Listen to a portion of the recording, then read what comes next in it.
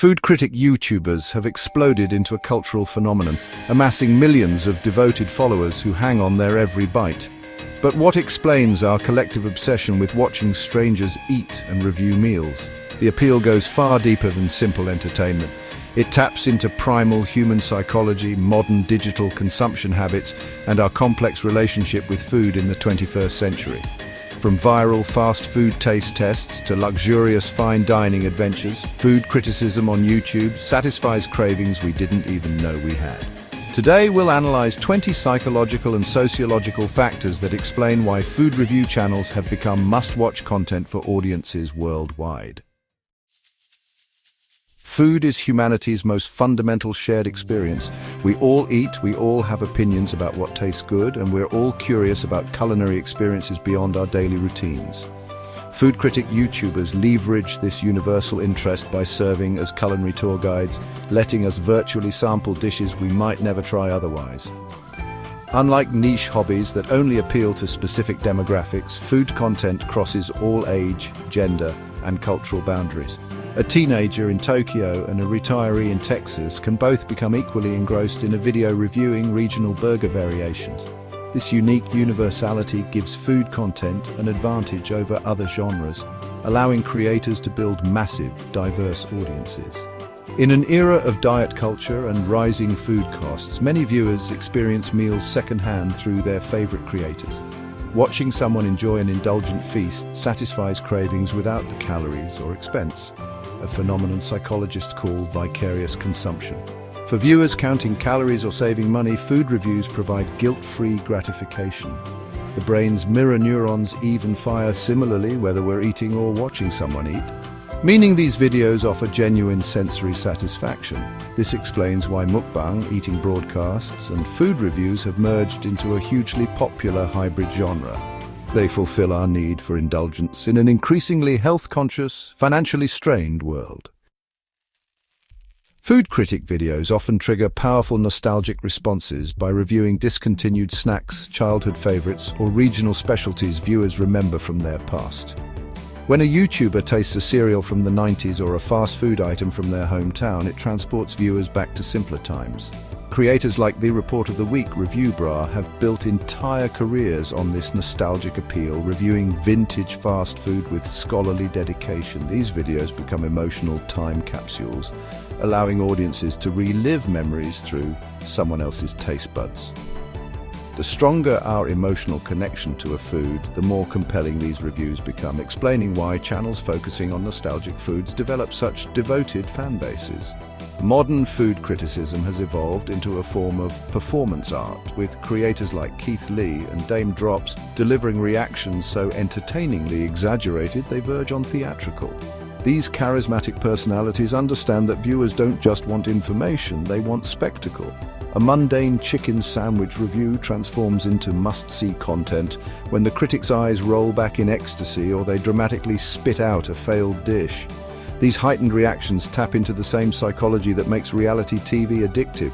We crave emotional authenticity, even when it's intentionally amplified for entertainment. The most successful food YouTubers strike a delicate balance between genuine critique and engaging showmanship.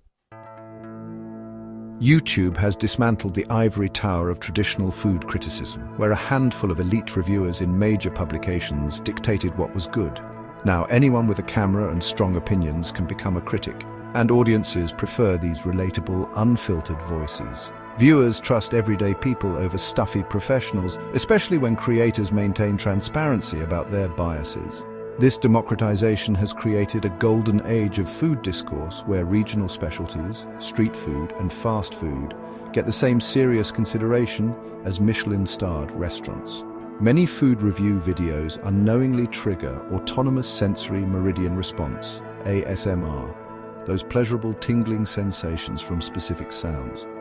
Crispy fried chicken crackling, cheese pulls stretching, or soda fizzing create satisfying auditory experiences that relax viewers. Creators like Zach Choi ASMR have perfected this technique using high-quality microphones to amplify every crunch and slurp. These sensory elements transform simple reviews into immersive experiences, keeping viewers glued to the screen.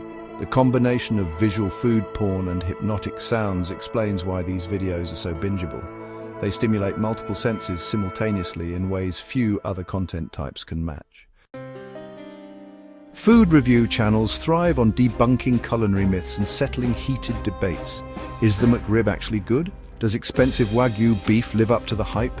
Channels like Guga Foods have built empires on scientifically testing cooking myths such as sous vide versus grill and dry-aged versus fresh meat. This myth-busting satisfies our innate curiosity while providing practical knowledge we can use in our own dining decisions. The more contentious the food debate, the more views these videos garner. Proof that we hunger for culinary truth as much as the food itself.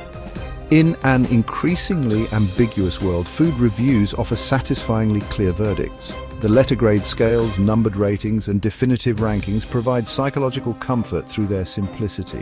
When a creator declares something an A-tier sandwich or 3.5 out of 5 stars, it delivers closure our brains crave.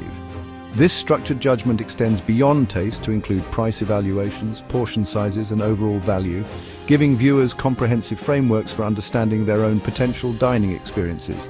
For viewers who can't afford global travel, food review channels offer virtual culinary tourism. Watching someone sample authentic ramen in Tokyo or street tacos in Mexico City provides cultural education and adventure from home. Creators like Mark Wiens have turned this into an art form, showcasing not just the food but the vibrant contexts in which it's enjoyed. These videos satisfy our wanderlust while teaching us about world cultures through their most accessible element, cuisine. During pandemic lockdowns, this virtual travel aspect became especially valuable, explaining the genre's massive growth in recent years.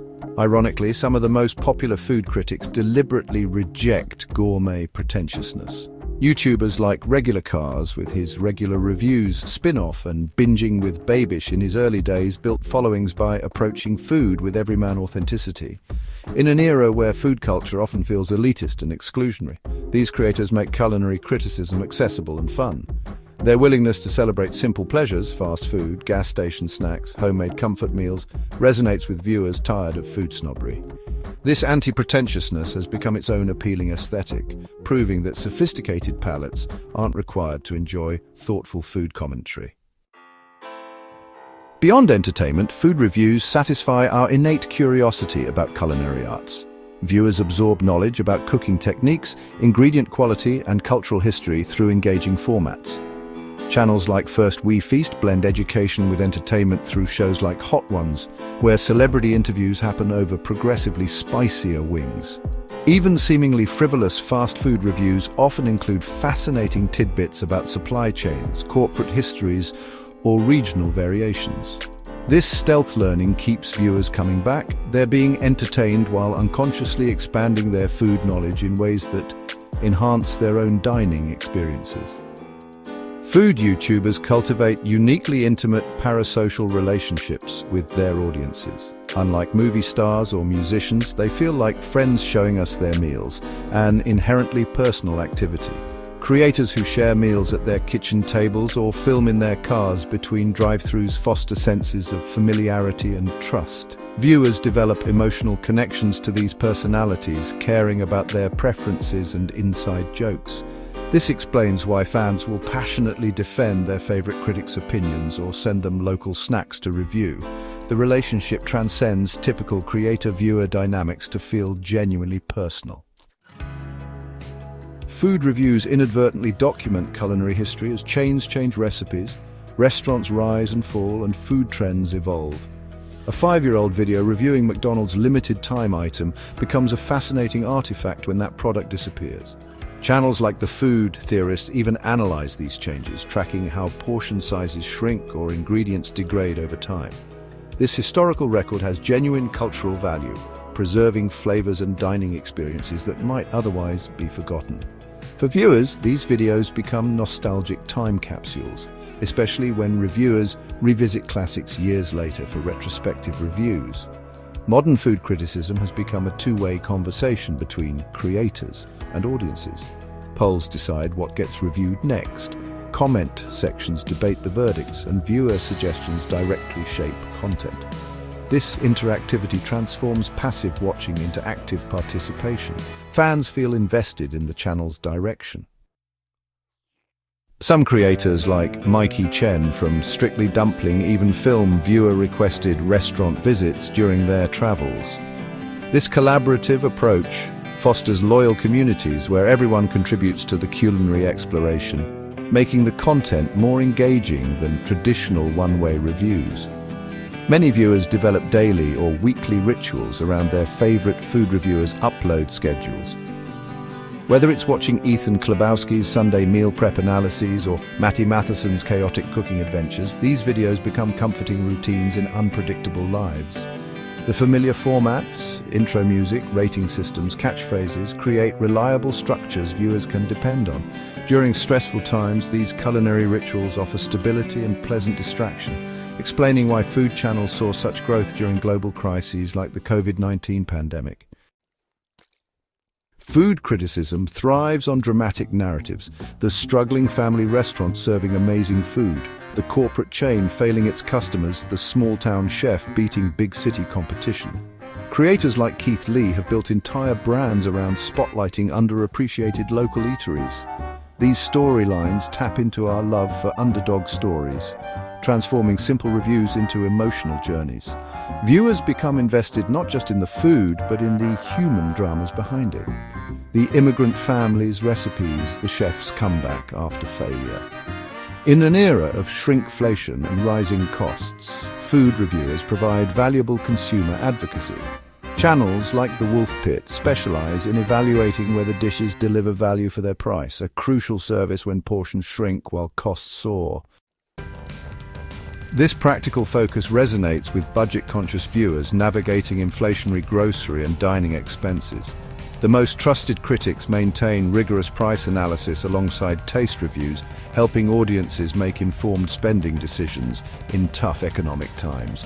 Global food criticism fosters cultural appreciation and understanding. When American reviewers sincerely engage with authentic ethnic cuisine or international critics analyze Western fast food, it creates meaningful cultural dialogue. Creators like Sunnyside from Best Ever Food Review Show emphasize respect and curiosity when exploring unfamiliar foods, modeling how to appreciate other cultures through their cuisines. In polarized times, these edible cultural exchanges offer delicious common ground, reminding us that good food transcends all boundaries. Food critic YouTubers dominate digital culture because they satisfy profound human needs for connection, education, comfort, and adventure through our most universal medium and eating. Their success stems from blending entertainment with authenticity, expertise with approachability, and criticism with celebration. As dining habits continue evolving, these creators will keep adapting, finding new ways to make taste tests thrilling and restaurant reviews revelatory. Ultimately, their enduring popularity proves that while technology changes, our ancient fascination with food and sharing opinions about it remains timeless. In an increasingly virtual world, breaking bread together, even digitally, still feeds our souls as much as our bodies.